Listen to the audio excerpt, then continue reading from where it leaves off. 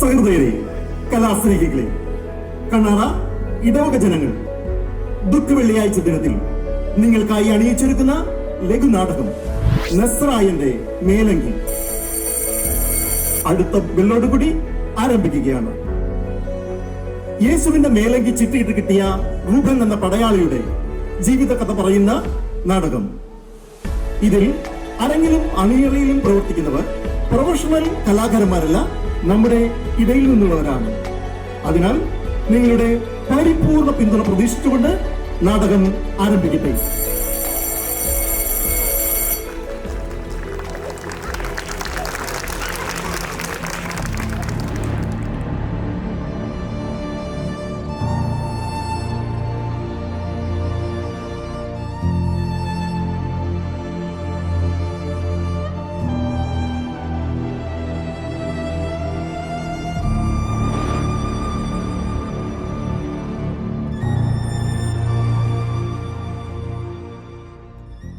നിനക്കെങ്ങനെ സമാധാനമായി ഇരിക്കാൻ കഴിയുന്നു ഇല്യാസ്? നസ്രയക്കാരൻ യേശുവിൽ എന്തെങ്കിലും കുറ്റം കണ്ടുപിടിക്കാൻ മുകളിൽ നിന്നുള്ള സമ്മർദ്ദം ഓരോ ദിവസവും കൂടി വരികയാണ്. ആലോചിച്ചിട്ട് ഒരു പിടിയും കിട്ടുന്നില്ല. നല്ലൊരാശയം എന്റെ മനസ്സിലുണ്ട്, പറയട്ടെ? നിന്റെ ആശയം കേട്ടിട്ട് ഞാൻ ആകെ നാണം കെട്ടത് മിച്ചം. എന്നാ ആ പിരിമുറുക്കം ഒന്ന് മാറ്റാൻ ഇതിൽ നിന്ന് 2 കഴിക്ക്, നല്ല സമാധാനം കിട്ടും. നിന്റെ ആശയത്തിനേക്കാൾ നല്ലത് അത് തന്നെയാ.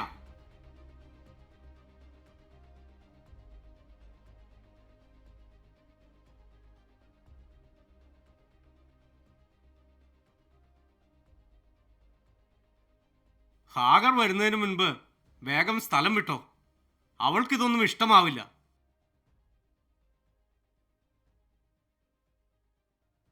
നിനക്കെന്താ ഇവിടെ കാര്യം? അകത്തേക്ക് പോയിക്കോ. അകത്തേക്ക് പോകാൻ.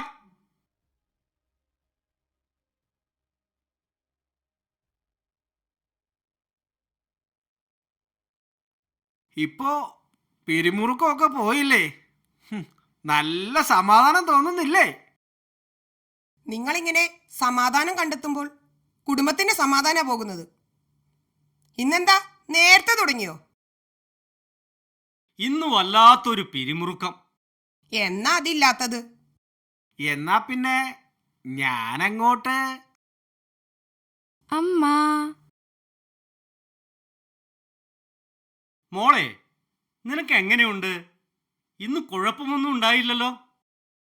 ഇന്ന് കുഴപ്പമൊന്നും ഉണ്ടായില്ല. എന്നാലും തലയ്ക്കുള്ളിൽ സൂചി കുത്തുന്നത് പോലെയുള്ള വേദന, അത് സഹിക്കാനാകുന്നില്ല. എന്റെ മോളുടെ അസുഖമെല്ലാം മാറും. നാളെ തന്നെ വൈദ്യനെ കൊണ്ടുവരാനുള്ള എല്ലാ ഏർപ്പാടുകളും ചെയ്യാം. കൊണ്ടുവന്നു തന്നെ. എത്ര നാളായി ഞാനിത് പറയുന്നു. അപസ്മാര രോഗം മോളുടെ മേൽ തേർവാഴ്ച നടത്തുന്നത് നിങ്ങൾ കാണുന്നില്ലല്ലോ. എല്ലാം കാണുന്നതും കേൾക്കുന്നതും എൻ്റെ മോളും ഞാനും ആണല്ലോ. സമാധാനപ്പെട്. നാളെ തന്നെ വൈദ്യനെ ഇവിടെ എത്തിക്കുവാനുള്ള എല്ലാ ഏർപ്പാടും ചെയ്യാം. ഞാനിത് കുറെ നാളായി കേൾക്കാൻ തുടങ്ങിയിട്ട്. എന്ന് നിങ്ങൾക്ക് നിങ്ങളുടെ ജോലി മാത്രം, അത് കഴിഞ്ഞ് കുടുംബം എന്നൊരു ചിന്തയില്ല. ഹാഗർ, നീ എന്റെ ജോലിയെ ചെറുതായി കാണരുത്. ഇതുകൊണ്ടാണ് നമ്മളിപ്പോൾ സുഭിക്ഷമായി ജീവിക്കുന്നത്. നിനക്ക് ഞാൻ എന്തെങ്കിലും കുറവ് വരുത്തിയിട്ടുണ്ടോ? നിങ്ങൾക്ക് റോമൻ പട്ടാളത്തിൽ ഉയർന്ന ജോലിയും നല്ല ശമ്പളവും ഒക്കെ ഉണ്ടാകും. സമ്പത്താണ് കുടുംബത്തിൻ്റെ സന്തോഷത്തിൻ്റെ അടിസ്ഥാനം എന്നാണ് പലരുടെയും ധാരണ. സ്നേഹവും സമാധാനവും പരസ്പര ധാരണയും ഉണ്ടാകുമ്പോഴാണ് അതൊരു നല്ല കുടുംബമാവുന്നത്. നീ ഒന്നും മിണ്ടാതിരിക്കേ. ഇല്ല, കുറെ നാളായി പറയണമെന്ന് കരുതിയതാ. നിങ്ങൾ ആ റോമൻ പട്ടാളത്തിൽ ചേർന്ന അന്ന് മുതൽ തുടങ്ങിയതാ ഈ വീടിൻ്റെ കഷ്ടകാലം. പാവങ്ങളെ ഭീഷണിപ്പെടുത്തിയും വേദനിപ്പിച്ചും നേടിയതിൻ്റെ ബാക്കിയാണ് നമ്മുടെ മോൾ അനുഭവിക്കുന്നത്. അന്ന് മുതൽ എന്തെങ്കിലും ഒരു സമാധാനം ഉണ്ടോ ഇവിടെ? നമ്മുടെ മോളുടെ പ്രായത്തിലുള്ളവർ പഠിക്കാൻ പോകുന്നത് കാണുമ്പോൾ മോളെ ഓർത്ത് ഞാൻ കരയും. വൈകുന്നേരമായ ഇല്യാസുമുത്ത് മദ്യസേവ തുടങ്ങും. പിന്നെ പൂർണ്ണ സമാധാന. ഹാഗർ, നീ അതിര് കടക്കുന്നു. മതി, നിർത്ത്. ബാക്കി 3 കാണുന്നില്ലല്ലോ. 2 അപ്പുറത്ത് കളിക്കുന്നുണ്ട്. മൂത്തവൻ കൂട്ടുകാരൻ്റെ വീട്ടിൽ നിന്ന് ഇതുവരെ വന്നിട്ടില്ല. ഈയിടെയായി അവൻ വളരെ നേരം വൈകിയ പലപ്പോഴും വരുന്നത്. അവൻ്റെ കൂട്ടുകെട്ട് അത്ര നല്ലതല്ല. അതെങ്ങനെയാ? നിങ്ങളുടെ അല്ലേ മോൻ? ഞാൻ കുറേ പറഞ്ഞു നോക്കി. നിങ്ങൾക്ക് മക്കളുടെ കാര്യത്തിൽ ശ്രദ്ധിക്കാൻ നേരമില്ലല്ലോ. നിനക്ക് ഞാൻ വന്നു കയറിയാൽ എപ്പോഴും പരാതികളാണ്. ഞാൻ നിങ്ങളോട് എൻ്റെ ഏതെങ്കിലും ഒരു കാര്യത്തിന് വേണ്ടി പരാതി പറഞ്ഞിട്ടുണ്ടോ? ഞാൻ പറഞ്ഞതൊക്കെ നമ്മുടെ മക്കൾക്ക് വേണ്ടിയായിരുന്നു. അദീനയുടെ വേദന കാണുമ്പോൾ ചങ്ക് പെടയുകയാണ്. ഒരമ്മയുടെ വേദന നിങ്ങൾക്ക് പറഞ്ഞാൽ മനസ്സിലാകില്ല. ഓ, ശല്യം. മതി അമ്മേ, എനിക്ക് വേണ്ടി അപ്പനോട് ഇനിയും വഴക്കിടേണ്ട. ഈ വേദനയൊക്കെ സഹിക്കാനുള്ള ശക്തി ദൈവം എനിക്ക് തരും. അതിനു വേണ്ടി പ്രാർത്ഥിച്ചാൽ മതി. എൻ്റെ മോളെ, ഞാൻ പോയ നേരം കൊണ്ട് നിങ്ങൾ വഴക്കുണ്ടാക്കിയോ? ഇല്ലമ്മേ. ആ, അതെനിക്ക് നന്നായി അറിയാം.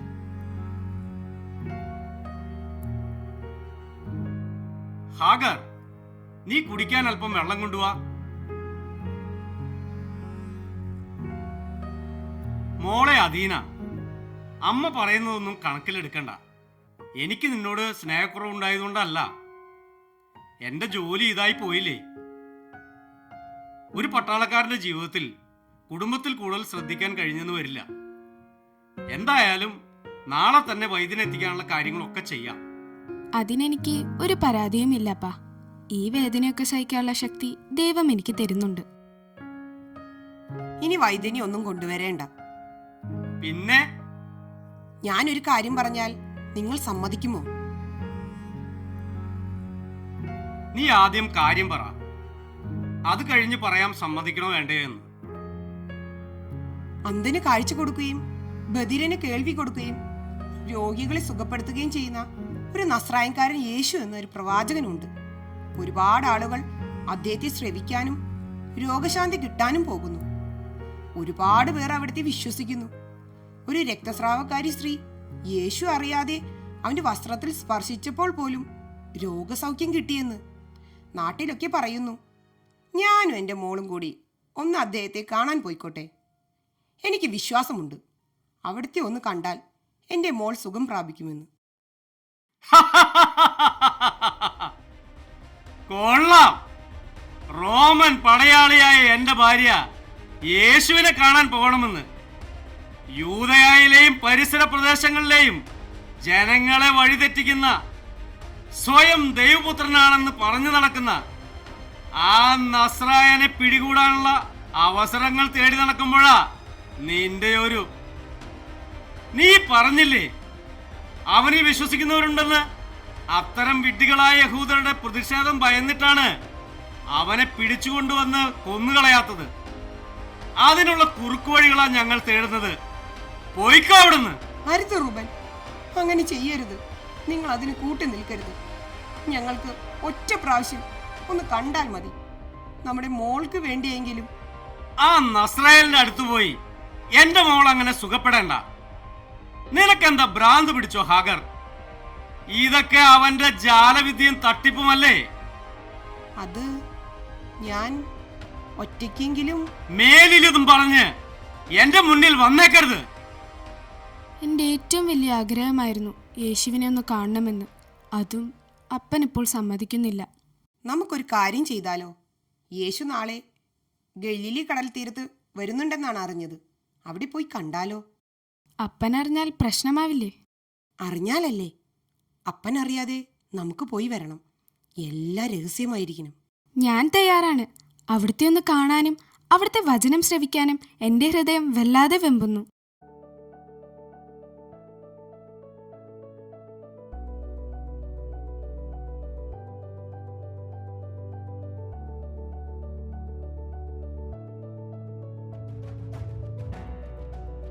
ഹാഗർ, ഞാൻ ഇറങ്ങുന്നു. ശരി. ഇതെന്താ നിന്റെ മുഖത്ത് പതിവില്ലാത്തൊരു സന്തോഷം? പ്രത്യേകിച്ചൊന്നുമില്ല. ഞാൻ ഇന്ന് എൻ്റെ വീട് വരെ ഒന്ന് പോകും.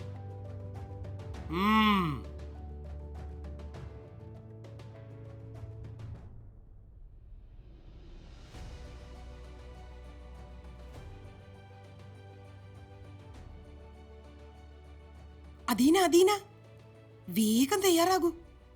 നമുക്ക് വേഗം പോകാം. നിന്റെ പിതാവ് തിരിച്ചു വരുമ്പോഴേക്കും നമുക്ക് തിരിച്ചെത്തണം. ആ ദാ വരുന്നു അമ്മ.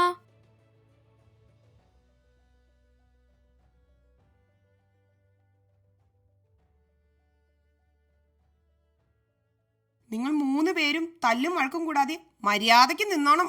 അമ്മേ, നിങ്ങൾ അങ്ങോട്ടാ പോണേ? നിങ്ങൾ എപ്പോഴാ വരിക? ഞങ്ങൾ വീട് വരെ പോയിട്ട് വേഗം വരാം. ആ, നീയും ഉണ്ടല്ലേ?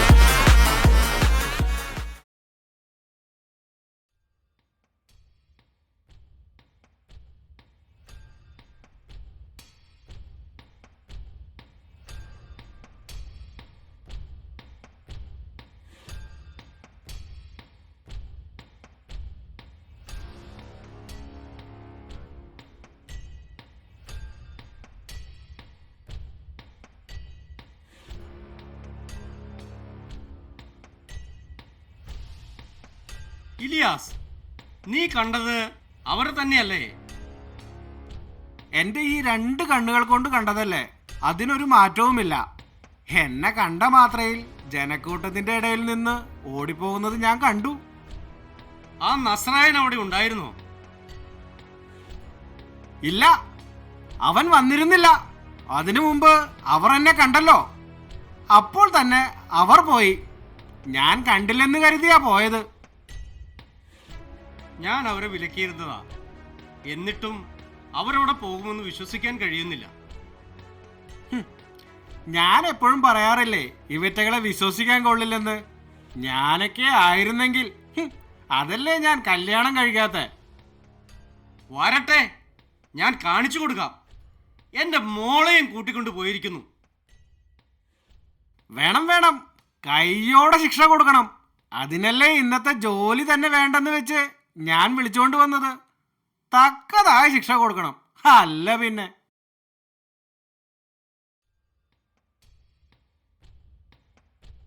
ഹാഗർ, നിങ്ങൾ എവിടേക്കാ പോയത്?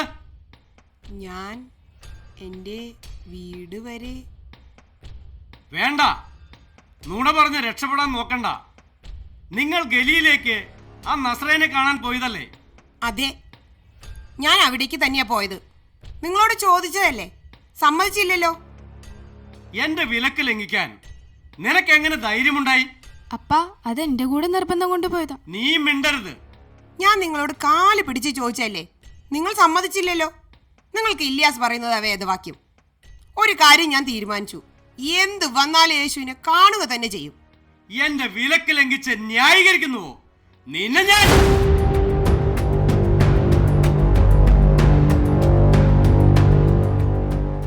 അയ്യോ എന്റെ പൊന്നു മോളെ, അയ്യോ മോളെ അദീന, കണ്ണു തുറക്ക്, കണ്ണു തുറക്ക്. അയ്യോ നിനക്ക് എന്താ പറ്റിയത്? അയ്യോ വേഗം പിടിക്കേ. അയ്യോ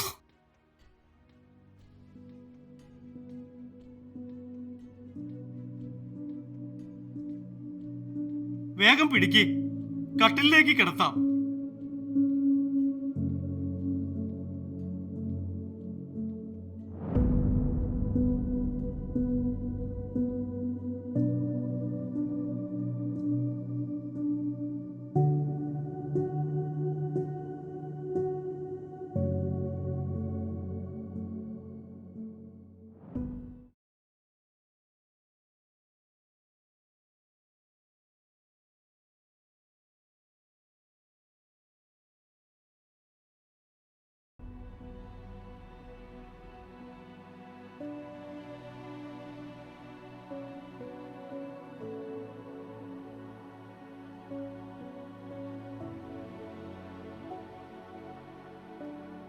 മോളുടെ ഈ കിടപ്പ് കണ്ടിട്ട് സഹിക്കുന്നില്ല. 3 മാസമായി ഈ കിടപ്പ് തുടങ്ങിയിട്ട്. എത്ര വൈദ്യന്മാരെ കാണിച്ചിട്ടും ഒരു മാറ്റവുമില്ല. എഴുന്നേൽക്കാൻ പോയിട്ട് ഒന്ന് തിരിഞ്ഞു കിടക്കാനെങ്കിലും കഴിയുന്നില്ലല്ലോ. എല്ലാത്തിനും കാരണം നീയാ. ഇപ്പൊ അങ്ങനെയായോ? നിങ്ങൾ ചവിട്ടി വീഴ്ത്തിയിട്ട് എന്നെ പറയുന്നു. നിനക്ക് കിട്ടേണ്ടതായിരുന്നു. അതിനിടയിൽ എന്റെ മോള്. ശരിക്കും കാരണക്കാരനാ നസ്രായനാ. അവൻ കാരണമാണ് എന്റെ മോള് എന്തെങ്കിലും എന്റെ കയ്യിൽ കിട്ടും. റൂബൻ, റൂബൻ, നീ എന്താ കിതയ്ക്കുന്നത്? കാര്യം പറ. യേശുവിനെ പിടികൂടാനും കുരിശിൽ തറച്ച് കൊല്ലുവാനുമുള്ള പട്ടാളക്കാരുടെ കൂട്ടത്തിൽ നിന്റെ പേരുമുണ്ട്. ഈ സന്തോഷം ആദ്യം അറിയിക്കേണ്ടത് നിന്നെ തന്നെയാണെന്ന് എനിക്ക് തോന്നി.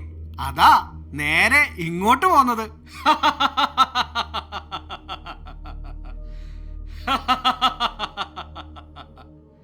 ഇലിയാസ്, നീ പറഞ്ഞത് സത്യമാണോ? എനിക്ക് വിശ്വസിക്കാൻ കഴിയുന്നില്ല.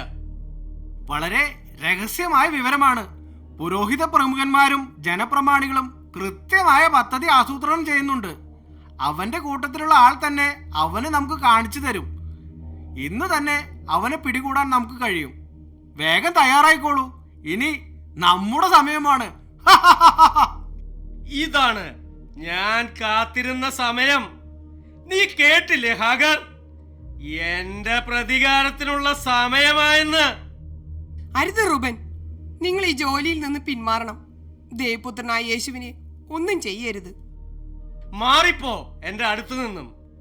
ഞാൻ ഈ നിമിഷത്തിന് വേണ്ടിയാ കാത്തിരുന്നത്. പ്രത്യേകം ചാട്ടവാർ തയ്യാറാക്കി വെച്ചിരിക്കുന്നത്. എന്റെ ആരോഗ്യം മുഴുവൻ എടുത്ത് അടിക്കണം. അവിടെ നിന്ന് മാംസം മുറിയുന്നതും രക്തം ചീറ്റുന്നതും എനിക്ക് കാണണം. അതാണ്.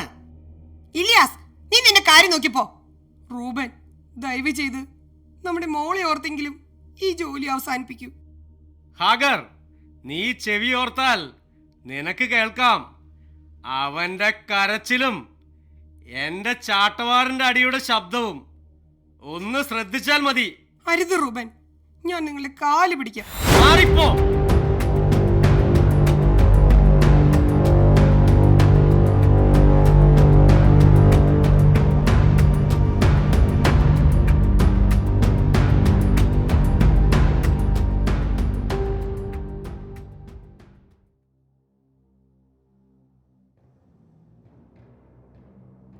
അദീന, നിന്റെ പിതാവ് എന്താ ചെയ്തതെന്ന് നീ അറിയുന്നുണ്ടോ? യേശുവിന്റെ രക്തത്തിന് വേണ്ടി ദാഹിക്കുന്ന പിതാവിന്റെ ചെയ്തികളുടെ ഫലം നമ്മുടെ മേൽ പതിക്കില്ലേ?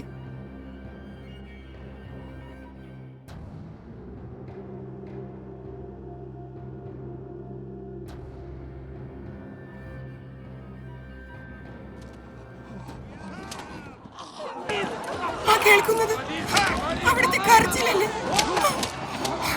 അത് തന്നെ. എനിക്ക് വയ്യ, എനിക്ക് സഹിക്കുന്നില്ല. അയ്യോ.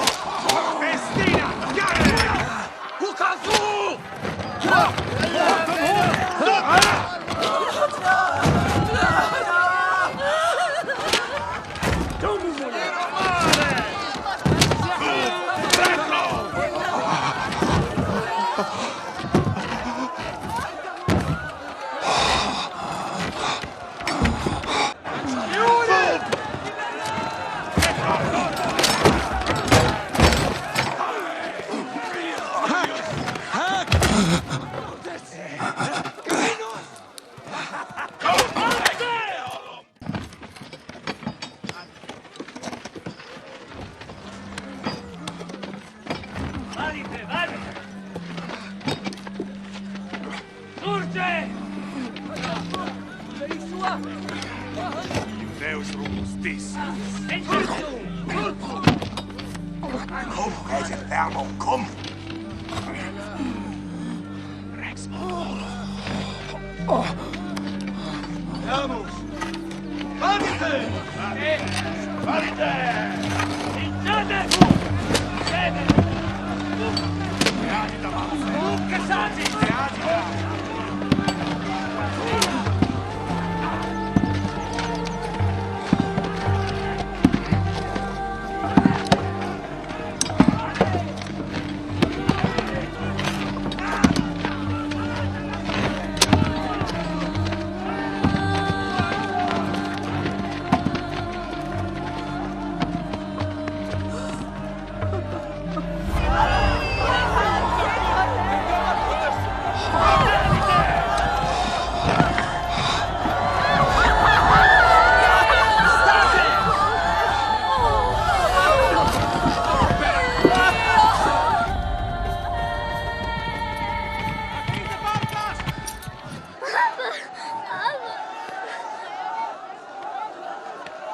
أنت هيتا تو أنت هالكا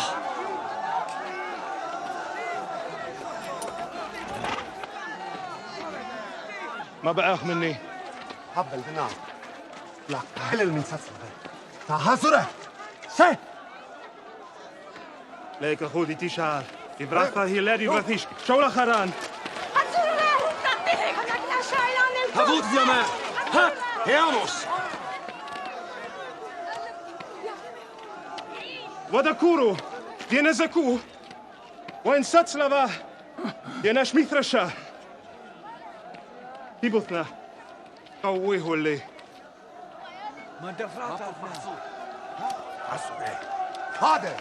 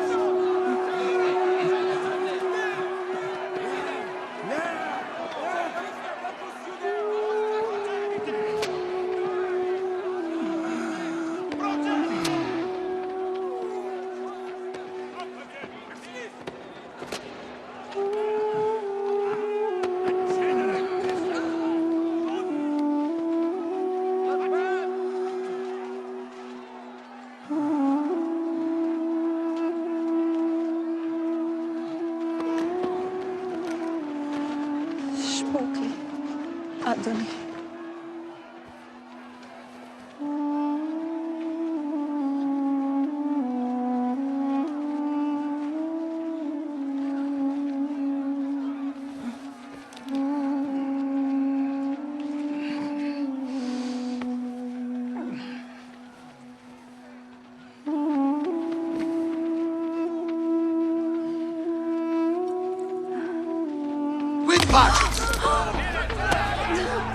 Guido Mul Malki Ithubindi Asas Min Tamra Abudia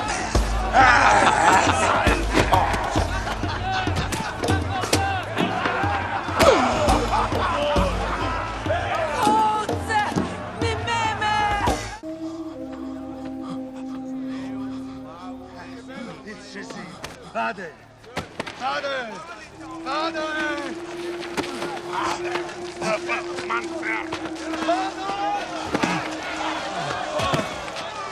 كيهان تكاهل مكان شرشم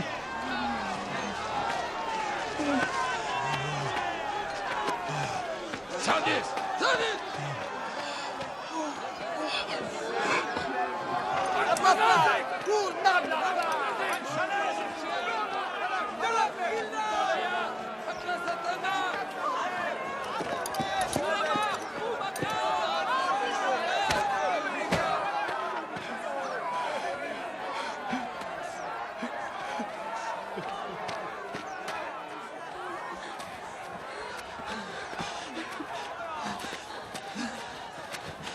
Cum sursum maestas anticahul cum ilaisana kulioma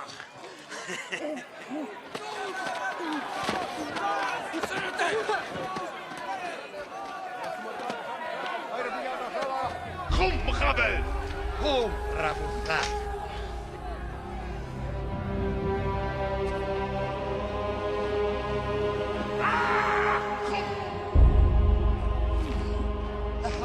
سمنا يا ترحلان الكارثة كم رابطة كم الكارثة تاك مشيئة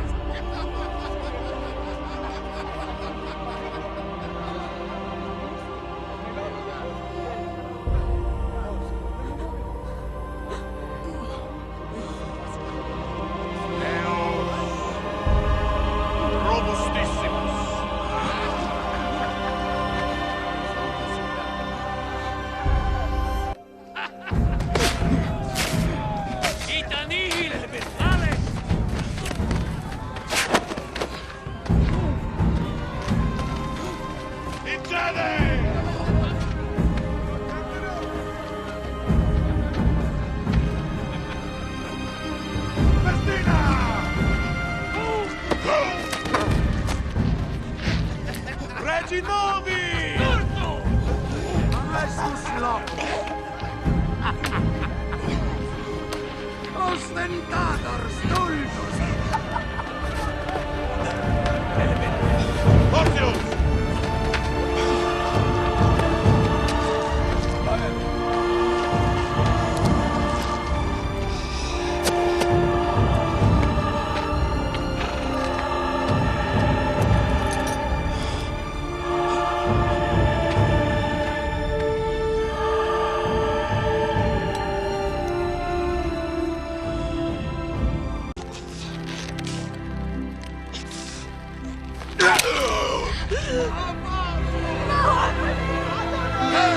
וגוי, דפק מתפתח.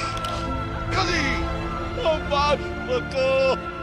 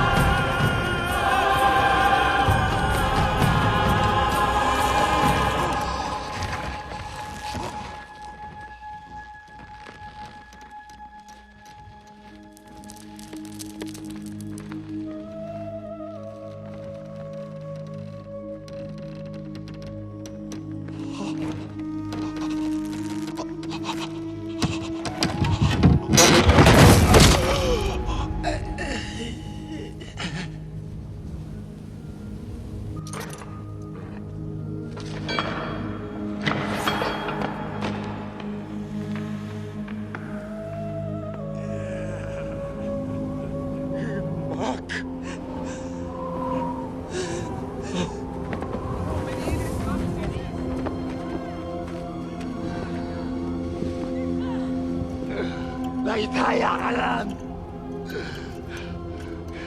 لقد يسوع.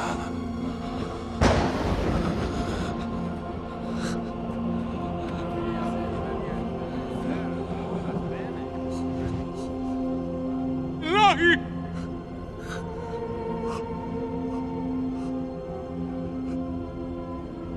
إلهي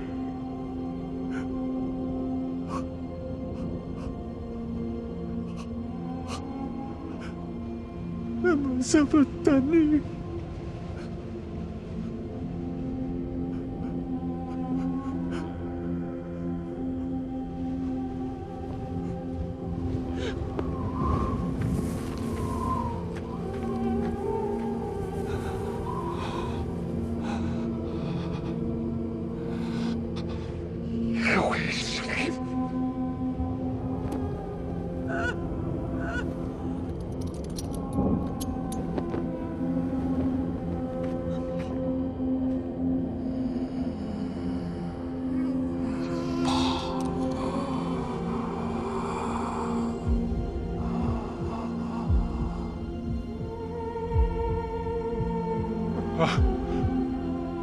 يا داد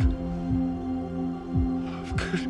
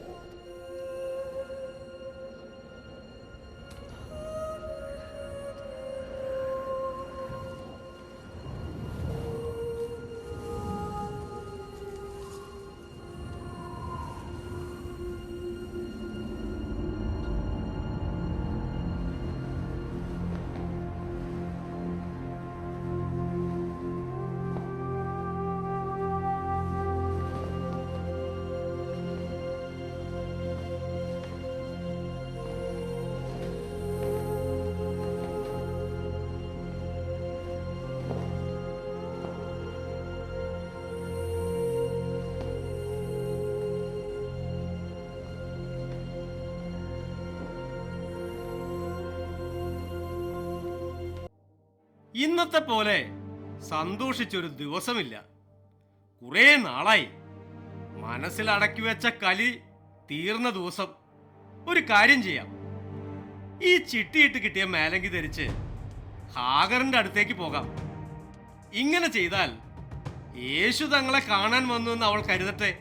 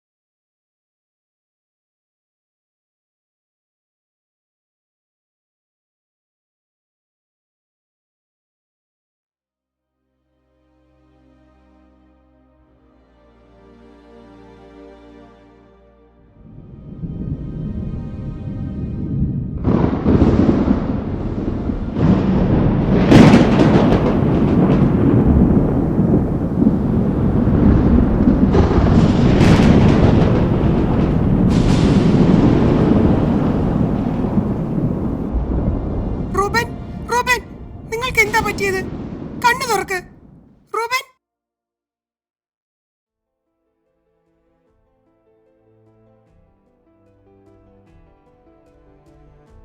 മോനെ, വേഗമായോ. തുടരുത്, തുടരുത് ഹാഗർ. ഈ കൈകളിൽ രക്തമാണ്, രക്തത്തിന്റെ കറ, ഒരു നീതിമാന്റെ രക്തത്തിന്റെ കറ. ഞാൻ തെറ്റ് ചെയ്തു പോയി.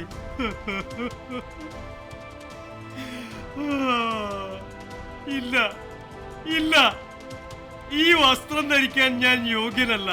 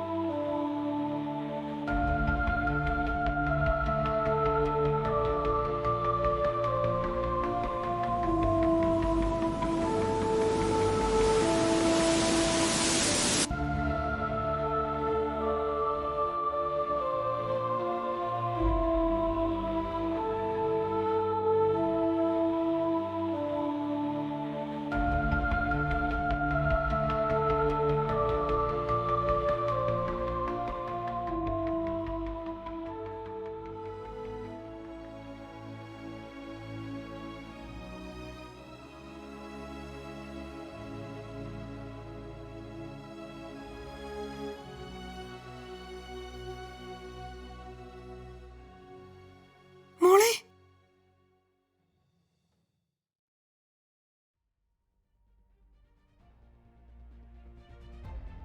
മോളെ, ഈ പിതാവ് വളരെയധികം തെറ്റ് ചെയ്തു പോയി. നിങ്ങൾ പറഞ്ഞിട്ടും ഞാൻ കേട്ടില്ല. ആ നിരപരാധിയെ കൊല്ലാൻ ഞാനും പങ്കാളിയായി.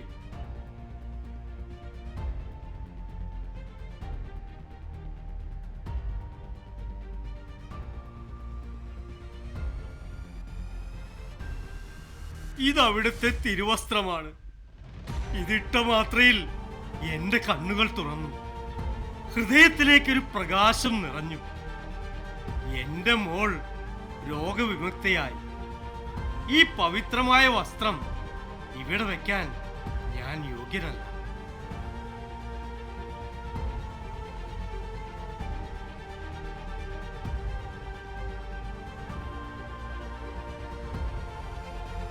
എന്റെ ദൈവമേ, ഇപ്പോഴാ ഈ കുടുംബത്തിന് സമാധാനം ലഭിച്ചത്. നസ്രായൻകാരനായ യേശു തന്ന സമാധാനം. വൈദ്യശാസ്ത്രം പോലും തോറ്റപ്പോൾ എൻ്റെ മോൾക്ക് പൂർണ്ണ രോഗസൗഖ്യം ലഭിച്ചിരിക്കുന്നു. ഒന്ന് കാണാൻ ആഗ്രഹിച്ചപ്പോൾ അവിടുന്ന് ഞങ്ങളെ തേടിയെത്തി. പാപത്തിൻ്റെയും ലഹരിയുടെയും പടുകുഴിയിലേക്ക് താണു പോയിക്കൊണ്ടിരുന്ന എൻ്റെ കുടുംബത്തെ രക്ഷിച്ചത് നസ്രായൻ്റെ ഈ മേലങ്കിയ. നന്ദി, നന്ദി, നന്ദി. റൂബൻ, റൂബൻ, നീ ഇവിടെ എന്തെടുക്കുക? നമ്മളെ അടുത്ത ജോലി ഏൽപ്പിച്ചത് അറിഞ്ഞില്ലേ? യേശുവിനെ സംസ്കരിക്കുന്ന ആ പുതിയ കല്ലറയ്ക്ക് കാവൽ.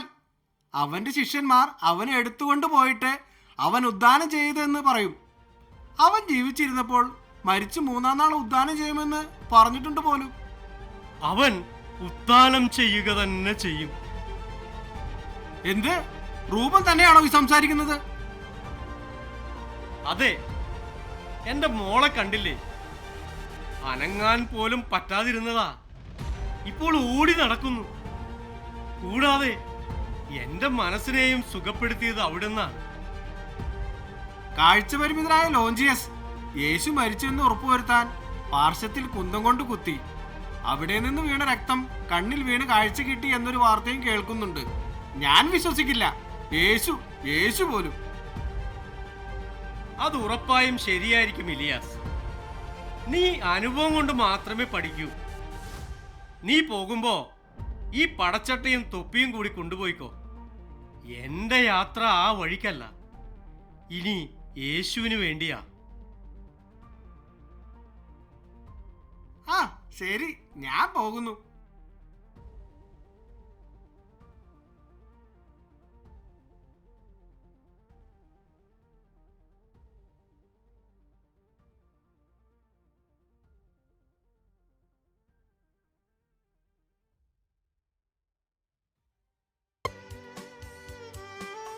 യേശു തൻ്റെ പീഡാനുഭവ വേളയിൽ ധരിച്ചിരുന്ന മേലങ്കി ജർമ്മനിയിലെ ട്രയർ കത്തീഡ്രൽ ദേവാലയത്തിൽ സൂക്ഷിച്ചിരിക്കുന്നു. തയ്യൽ കൂടാതെ നെയ്യപ്പെട്ടതിനാൽ ഈ മേലങ്കി സീംലെസ് റോബ് എന്നും വിശേഷിപ്പിക്കപ്പെടുന്നു. എൻ്റെ വസ്ത്രം അവർ ഭാഗിച്ചെടുത്തു, എൻ്റെ മേലങ്കിക്കു വേണ്ടി അവർ ചിട്ടിയിട്ടു എന്ന് സുവിശേഷത്തിൽ സാക്ഷ്യപ്പെടുത്തുന്നുണ്ട്. മേലങ്കിക്ക് കുറിവീണ പടയാളിക്ക് അത് ധരിച്ചതിനെ തുടർന്ന് ശക്തമായ ശാരീരിക അസ്വാസ്ഥ്യം ഉണ്ടാവുകയും മാനസാന്തരപ്പെടുകയും ക്രിസ്തുവിശ്വാസം സ്വീകരിക്കുകയും ആ മേലങ്കി യേശുവിനെ കുരിശിൽ തറച്ച അതേ കുരിശിൻ്റെ ചുവട്ടിൽ തിരിച്ചു വയ്ക്കുകയും ചെയ്തുവെന്ന് ചരിത്രം സാക്ഷ്യപ്പെടുത്തുന്നു. പിന്നീട് അനേകം വർഷങ്ങൾക്ക് ശേഷം ജെറുസലേം സന്ദർശിച്ച കോൺസ്റ്റന്റൈൻ ചക്രവർത്തിയുടെ അമ്മ ഹെലേന ഈ മേലങ്കി കണ്ടെത്തുകയായിരുന്നു. AD 327 ഈ മേലങ്കി ഹെലേന കണ്ടെത്തിയിട്ടുള്ളത്. ഹെലേന തന്നെ ഈ മേലങ്കി ജർമ്മനിയിലെ ട്രയറിലേക്ക് കൊണ്ടുപോയി. ഇത് പിന്നീട് ഒരവസരത്തിൽ ട്രയർ ദേവാലയത്തിന് കൈമാറി കിട്ടുകയും ചെയ്തു. 1196 ആർച്ച് ബിഷപ്പ് ജുവാനാണ് ഈശോയുടെ മേലങ്കി സംരക്ഷിക്കുന്നതിനായി ഒരു പ്രത്യേക അൾത്താരം ഉണ്ടാക്കുകയും ഈ മേലങ്കി സ്പർശിച്ചവർക്ക് അത്ഭുതപരമായ രോഗസൗഖ്യം ഉണ്ടായതായും സാക്ഷ്യപ്പെടുത്തുന്നു. അനേകം വിശ്വാസികളാണ് യേശുവിൻ്റെ ഈ മേലങ്കി കാണാൻ ട്രയർ ദേവാലയത്തിൽ എത്തുന്നത്. 2000 വർഷങ്ങൾക്ക് മുമ്പ് ഉപയോഗിച്ച ഈ മേലങ്കി ഇപ്പോഴും കേടുപാടുകൾ കൂടാതെ ഇരിക്കുന്നത് തന്നെ അത്ഭുതകരമാണ്.